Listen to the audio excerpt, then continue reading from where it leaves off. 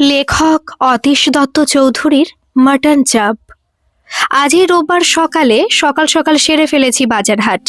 আনন্দবাজার পড়তে পড়তে আনন্দ সহকারে জলখাবার খাচ্ছিলাম। তেমন বেশি কিছু না, গোটা 6 ফুলকো লুচি, 2.5 হাতা আলুর দম, আর তার সঙ্গে বাজার থেকে সদ্য কিনে আনা 2খানা গরম গরম জিলিপি। সবেমাত্র যেই এক কামড় বসিয়েছি জিলিপিতে, আর ঠিক তক্ষুনি গিন্নির পরিত্রাহী চিৎকার, আবার তুমি মাটন নিয়ে এসেছো? তোমার না ইউরিক অ্যাসিড হাই? হাই হাই করে তেড়ে এসেছে গিন্নি। বাজারের থলে ছুঁড়ে ফেলে অর্ধেক জিলিপি তখন আমার মুখের ভিতর, রস গড়িয়ে পড়ছে ঠোঁটের ফাঁক দিয়ে। এতটুকু রসকস নেই গিন্নির? ইউরিক অ্যাসিড হাই বলে এক্ষুনি দৌড়ে আসতে হলো পাই পাই করে। আজ সকাল 9টার সময় যখন নাটার মাংসের দোকানের পাশ দিয়ে প্রায় চলেই যাচ্ছিলাম, নাটা তখন আমাকে দেখে ডাক দিল, ও দাদা, ও দাদা, মাটন নেবেন না আজকে? লোভ সামলে আমি দুদিকে দুবার ঘাড় নেড়ে নাটাকে টাটা করে হাঁটা দিতেই পিছন থেকে কানে ভেসে এলো ব্যা ব্যা ডাক। আর ঠিক তারপরই মনটা কেমন যেন হ্যাঁ হ্যাঁ করে উঠল। আরে রোজ রোজ তো আর খাচ্ছি না, আজকে হয়েই যাক না অল্প করে। ঝুলন্ত টাটকা পাঁঠা নাটা সিনহার দোকানে, তারই সিনহা থেকে কিলো খানেক কাটা করালাম নাটাকে দিয়ে, একেবারে কচি। এমনিতে আমার অত রুচি নেই যে রোববার দিন মাটন খেতেই হবে। নেহাত বাড়িতে পাঁঠার মাংস রান্না হলে 2 ভাত বেশি খাই গিন্নি, তার জন্যই কিনে আনা। নইলে আমি কি আর 1 কিলো একলা একলা খাই? কিন্তু এ তো ঘোর কলি, যার জন্য চুরি করি সেই বলে কিনা চোর। গম্ভীর সে জবাব দিলাম, শোনো, ওটা তোমাদের জন্য এনেছি। আমি তো পাঁঠা খাবো না, আমার জন্য বাটা মাছের ঝোল করে দিও না হয়। ন্যাকা, আমরা খাবো পাঁঠা আর উনি খাবেন বাটা। কান খুলে শুনে রাখো, মাংসটা কিন্তু আমি রাঁধতে পারবো না, আজকে তুমি রাঁধবে। আমি আমি মাংস রাঁধবো? হঠাৎই অত্যাচারের কারণ? ও, রান্না করাটা তাহলে অত্যাচার? আমি তো রাঁধবই না ঠিক করে রেখেছি। এর আগের বার যখন মাটন এনেছিলে তখন কি বলেছিলে মনে নেই? আমার আবার এই সমস্ত অকাজের কথাবার্তা একদম মনে থাকে না। রাগের মাথায় অনেক সময় অনেক কিছু বলে ফেলি বটে, কিন্তু তারপরে আর মনেও থাকে না সেসব যে কি বলেছিলাম। এর আগের বার যখন মাটন এনেছিলে সেইটা নিয়ে কথা হচ্ছে। এর আগে কবে যেন মাটন আনলাম? কবে আনলাম? ও হ্যাঁ, মনে পড়েছে। ইদানিং আর প্রতি রোববার মাটন আনা হয় না, এই রোববারের আগের রোববার, তার আগের রোববার মাটন এনেছিলাম। দিন 15 আগের কথা কি আর মনে থাকে এখন? কিন্তু কি বলেছিলাম সেদিন? কিছু একটা বেফাস মন্তব্য নিশ্চয়ই করেছিলাম। গিন্নির যা স্মরণ শক্তি ঠিক মনে করে রেখেছে, কিন্তু আমি যে কি বলেছিলাম সেটা আর কিছুতেই যে মনে করতে পারছি না। এখন গিন্নি যদি সেদিনের সেই কি একখানা কথার জন্য আজকে খানা পাকানা বন্ধ করে দেয়, আর সপ্তাহান্তে এই ছুটির দিনটা যদি এইভাবে মাটি হয়ে যায়, তাহলেই হয়ে গেল। শুয়ে বসে কাটানোর বদলে রান্নাঘরে খুন্তি নাড়ানো ভেবেই মাথাটা চক্কর দিয়ে উঠল আমার। রোজ সকালে রাশিফলে চোখ বোলানো আমার পুরনো বদ অভ্যেস। মিলুক বা না মিলুক, তবুও দেখেনি কেমন যাবে আপনার আজকের দিনটি। দেখলাম আজকে রাশিফলে লিখেছে, অহেতুক নিজেকে তর্কে জড়াবেন না, গৃহশান্তি বজায় রাখতে নিজেকে ব্যস্ত রাখুন গৃহস্থালী কাজে। হা হা, অস্মিনকালেও আমার রাশিফল মেলে না, অতএব নো টেনশন। স্বস্তির নিঃশ্বাস ফেলে হাঁক দিলাম, কি হলো, চা কোথায়? কোনো সারা শব্দ নেই। আজকে আর চা জুটবে বলে মনে হচ্ছে না। যা চটেছে গতিক সুবিধের নয়। রাশিফলটা আরো একবার পড়ে দেখলাম লেখা রয়েছে, তর্কে জড়াবেন না, বিতর্কে জড়াবেন না। এইটা লেখেনি কিন্তু। তর্ক আর বিতর্ক এ দুটো তো আর এক জিনিস নয়। তর্কতে যুক্তি থাকতেও পারে, আবার নাও থাকতে পারে, কিন্তু বিতর্কের ক্ষেত্রে যুক্তি মাস্ট। ফার্স্ট হয়েছিলাম আমি একবার স্কুল লাইফে বিতর্ক প্রতিযোগিতায়। সেখানে বিতর্কের বিষয়বস্তু ছিল ঈশ্বরের অস্তিত্ব আছে, এর সপক্ষে এবং বিপক্ষে বক্তৃতা দিতে হবে যুক্তি সহকারে। বেশিরভাগই ছিল সপক্ষে, বিপক্ষে নাম লিখিয়েছিলাম আমি একা। একটানা 1/2 ঘন্টা স্টেজে দাঁড়িয়ে মাইক হাতে লেকচার দিলাম, সে একেবারে বিজ্ঞানসম্মত নানান যুক্তি তত্ত্ব সাজিয়ে। আমার যুক্তির কাছে পরাস্ত আমার বিরোধী পক্ষ। হলঘর ফেটে পড়েছিল হাততালির শব্দে। স্টেজে উঠে বিজয়ী পুরস্কারটা হাতে নিয়ে কপালে ঠেকে নম করে বলেছিলাম, হে ঈশ্বর, তুমি আছো বলে আজই পুরস্কারটা পেলাম, অপরাধ নিও না ঠাকুর। সেটা শুনে আমার বিরোধী পক্ষের বন্ধুদের মধ্যে তুমুল হট্টগোল। বন্ধুরা তো আমার প্রাইজটা কেড়ে নেওয়ার উপক্রম। যাই হোক, যেটা বলতে চাইছিলাম সেটা হলো, আমার মনের ভেতরে যাই থাকুক না কেন, আমার মুখের কথা যদি আমি সঠিকভাবে ব্যবহার করতে পারি তাহলে হাসতে হাসতে কাজ হাসিল।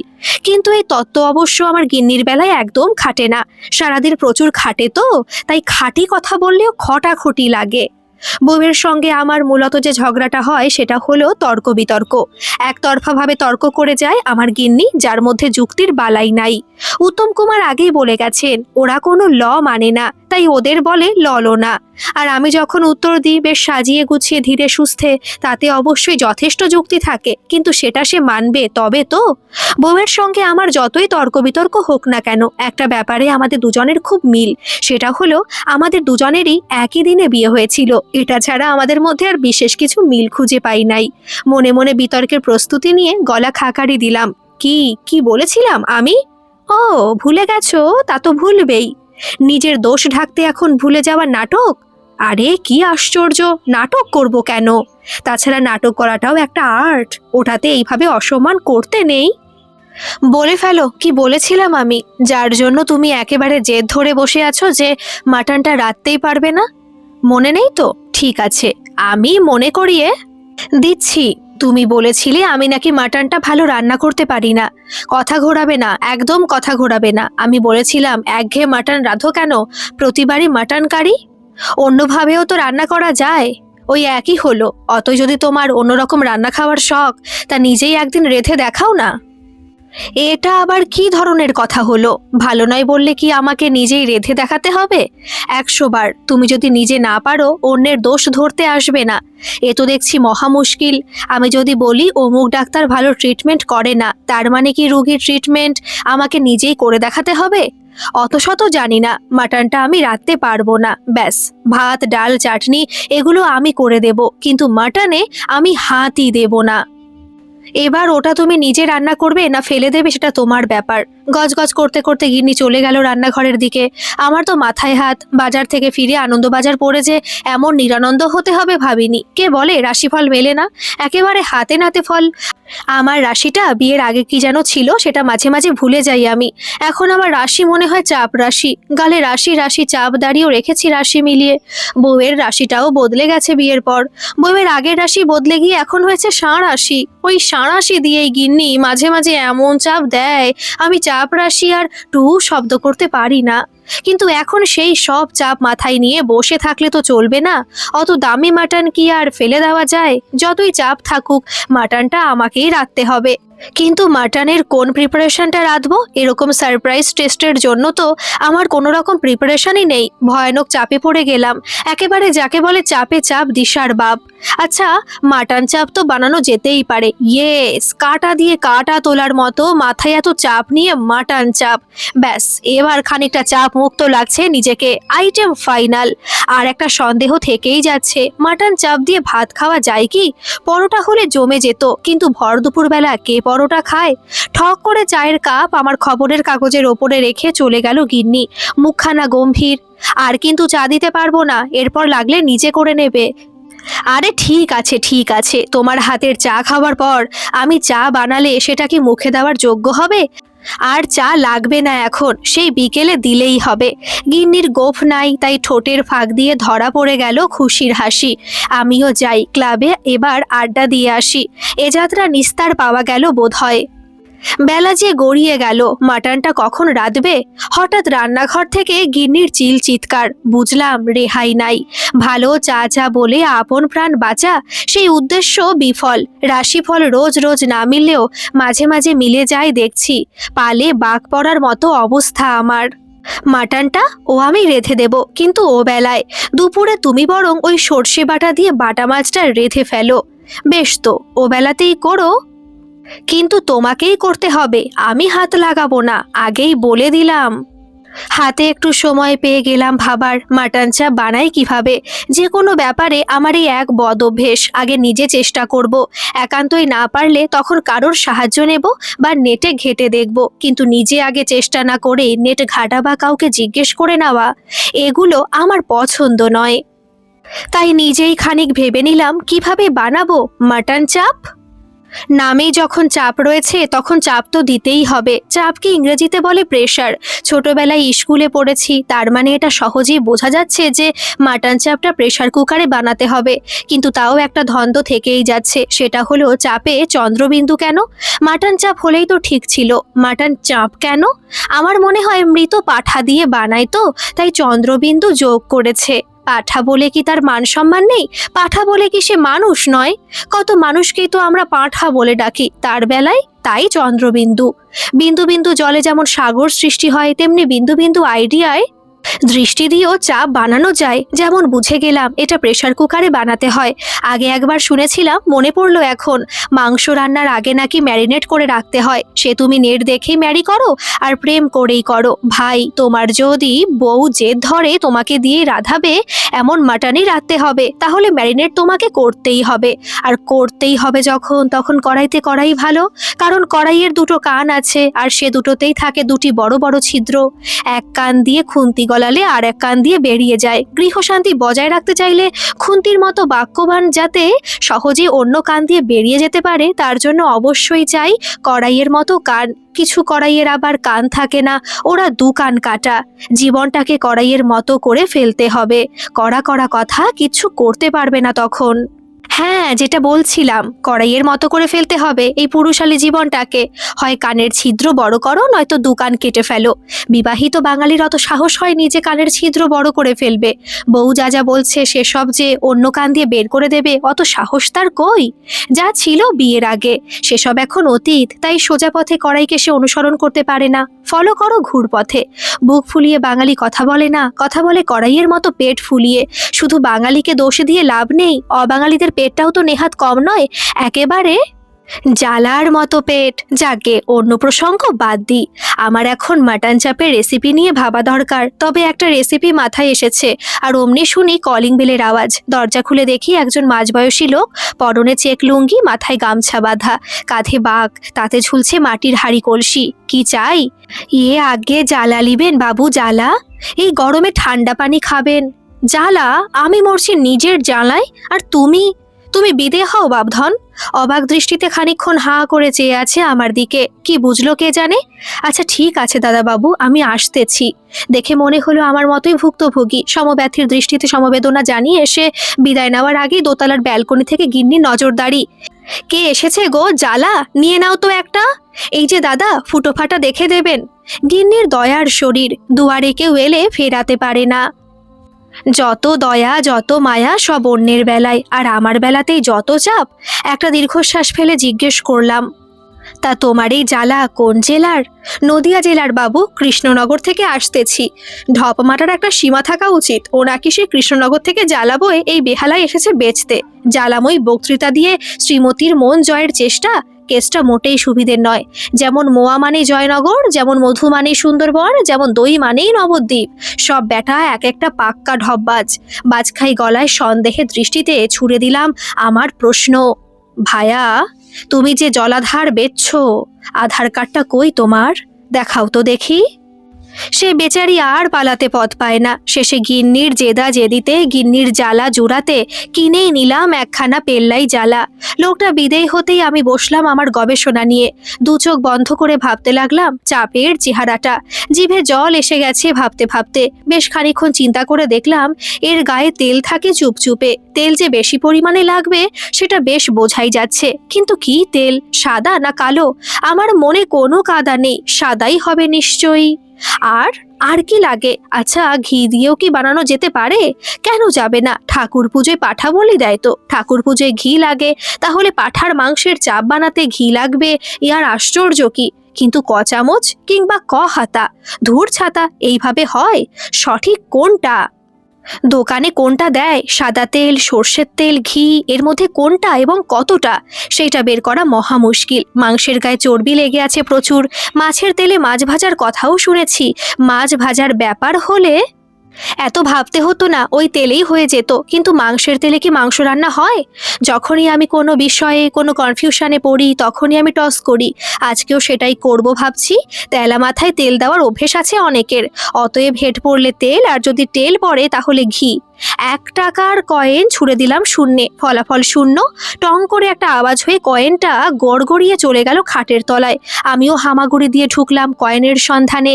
কয়েনটা আর চোখে পড়ল না, বদলে একটা কাগজ কুড়িয়ে পেলাম। একটা হলুদ রঙের কাগজ, তাতে কালো কালিতে বড় বড় করে লেখা একটা বিজ্ঞাপন। নিশ্চয়ই খবরের কাগজের সঙ্গে দিয়েছিল কদিন আগে। হাওয়ায় উড়ে গিয়ে সেটা এখন খাটের তলায় সেধিয়েছে। ঝুল ছেড়ে পড়তে বসলাম হলুদ কাগজটা।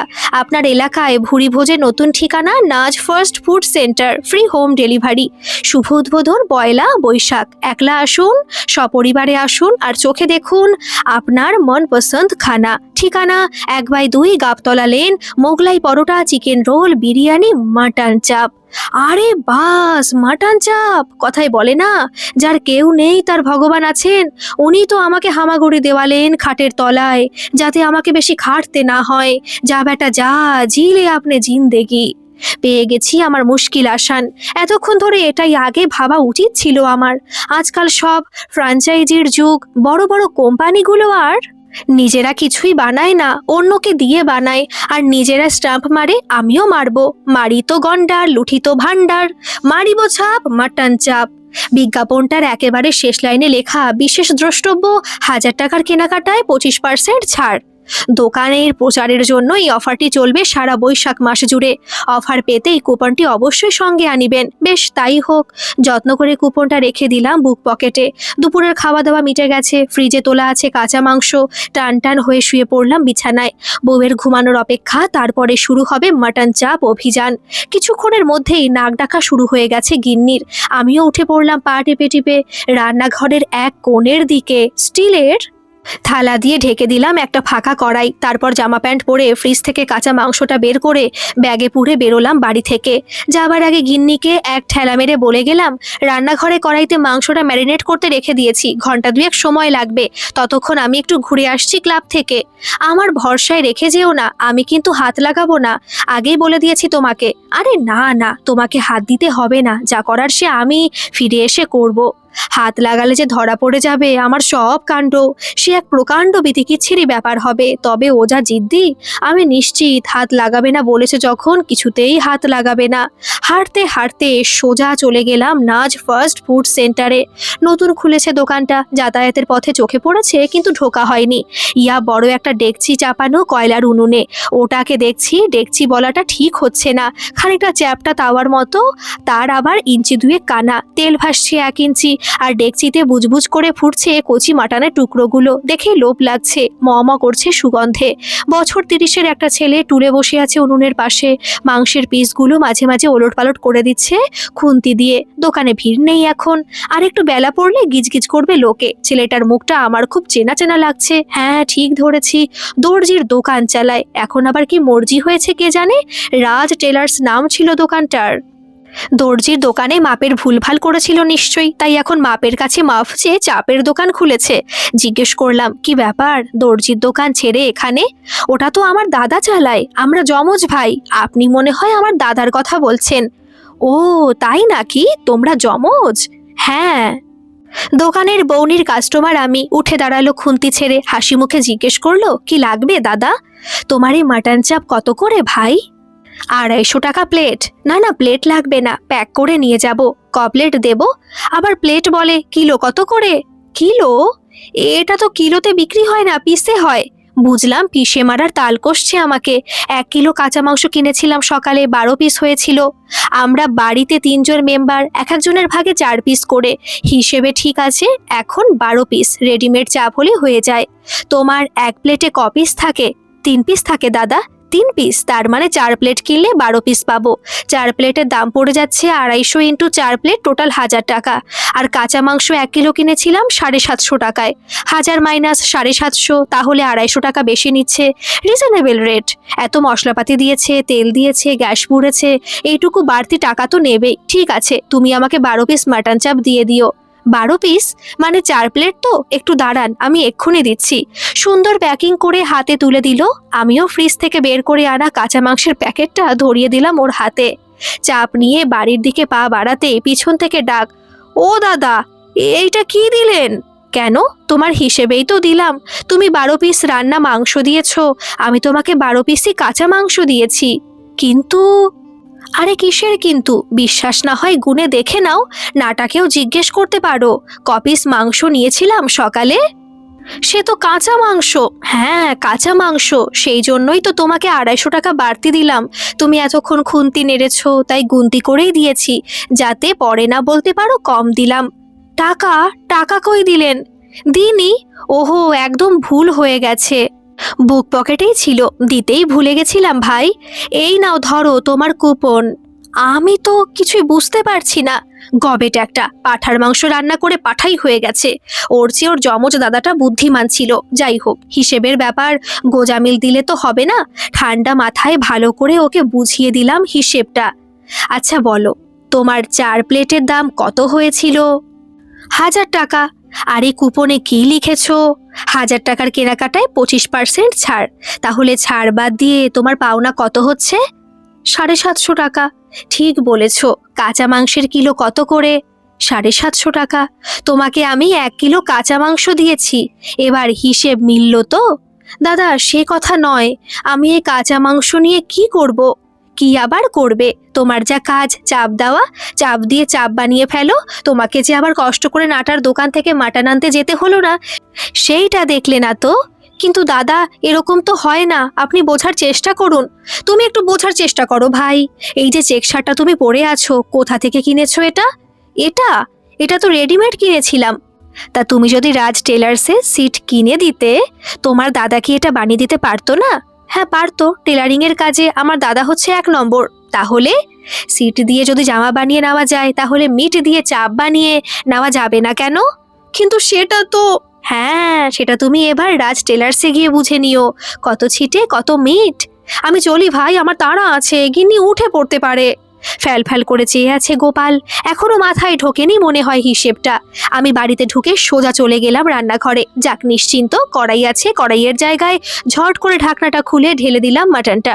গ্যাসে বসিয়ে নাড়ানাড়ি করতে লাগলাম খুন্তি দিয়ে। গিন্নি আগেই উঠে পড়েছে, গা ধুয়ে ওপরে গেছে চিলেকোঠা ঠাকুর ঘরে। সন্ধ্যা আহ্নিক করবে, ঘণ্টাখানেকের ব্যাপার। এই সুযোগে নাজ ফার্স্ট ফুড সেন্টারের প্যাকেটটা ঢুকিয়ে দিলাম ডাস্টবিনের একেবারে তলায়। ময়লা জিনিসে গিন্নি হাত দেয় না, ওর খুব ঘেন্না। আমাকেই ময়লা ফেলে আসতে হয়। ময়লা ফেলার গাড়ি এলে অতএব ধরা পড়ার নো চান্স। আরে বাস, দারুণ গন্ধ বেরিয়েছে তো। পুজো সেরে নিচে নেমে এসেছে গিন্নি। তবেই দেখো, যে অফিস করে সে খুন্তি নাড়তেও পারে। কিন্তু এত তাড়াতাড়ি রেঁধে ফেললে? কি করে করলে গো? ওটা হলো মাল্টিটাস্কিং, একসাথে অনেক কাজ করা। এসব তুমি বুঝবে না। প্রচুর খেটেছি আজকে। এবার তুমি চাপটা তুলে রেখে 1 কাপ চা করে নিয়ে এসো দেখি। সোফায় এসে গায়ে এলিয়ে বসলাম, হাতে টিভির রিমোট, খেলার চ্যানেল চলছে। আজকে আর বলতে সাহস পাবে না, রিমোটটা দাও, সিরিয়াল দেখবো। মন আমার চনমনে। সবকিছু সুষ্ঠুভাবে মিটে গেছে। চা দিয়ে গেল গিন্নি। সবে চায়ে চুমুক দিয়েছি, হঠাৎ আঁতকে উঠলাম গিন্নির কথায়। চা চলকে পড়লো কাপ থেকে। বিছানার পাশে একটা হলুদ কাগজ রেখেছিলাম, দেখেছো? হলুদ কাগজ? কিসের হলুদ কাগজ? আরে নাজ ফার্স্ট ফুড থেকে দিয়েছিল, বৈশাখে ডিসকাউন্ট দিচ্ছে এই মাসটা, 25% ডিসকাউন্ট। তো তো ভাবছিলাম 3 প্লেট চিকেন বিরিয়ানি আনাই, রাতে মাটন চাপ দিয়ে খাওয়া যাবে। আরে ধুস, এই গরমে কেউ বিরিয়ানি খায়? তুমি বরং পরোটা বানাও। কিন্তু তুমি তো বিরিয়ানি খেতে ভালোবাসো। হ্যাঁ বাসি, কিন্তু ওইসব দোকানে বাসি মাল দেয়, কেউ খায় নাকি? ব্যাঙের ছাতার মতো গজিয়েছে। তাহলে পরোটা খাবে? হ্যাঁ, 3 কোনা। উফ, তোমার সে বেগুন ভাজা হলে বোটা সমেত লম্বা বেগুন ভাজা লাগবে, লুচি হলে ফুলকো লাগবে, পরোটা হলে 3 কোনা লাগবে। পরজন্মেও তোমাকেই লাগবে গিন্নি। কি, রাজি আছো তো? গিন্নির মুখে লাজুক হাসি, নববধূর মতো লাগছে। রাজি হতে পারি, তবে একটা শর্ত আছে আমার। শর্ত? হ্যাঁ শর্ত। হলুদ কাগজটা খুঁজে পাচ্ছি না তো, তাই। তার জন্য শর্ত? কি শর্ত তোমার? শর্তটা হলো এরপর আর একটা দিন তুমি মাটন চাপ বানাবে, আর আমি দাঁড়িয়ে থেকে দেখব কিভাবে তুমি বানাও, একেবারে শুরু থেকে শেষ পর্যন্ত। হ্যাঁ? হে ঠাকুর, এত চাপ আমি আর নিতে পারছি না। পর জন্মে তুমি আমায় ছাগল করে দিও। আবার বিয়ে করে কোনো পাগল। গল্পটি কেমন লাগলো অবশ্যই কমেন্ট করে জানাবেন, আর ভালো লাগলে একটা সাবস্ক্রাইব করে আমার পাশে থাকবেন। ধন্যবাদ।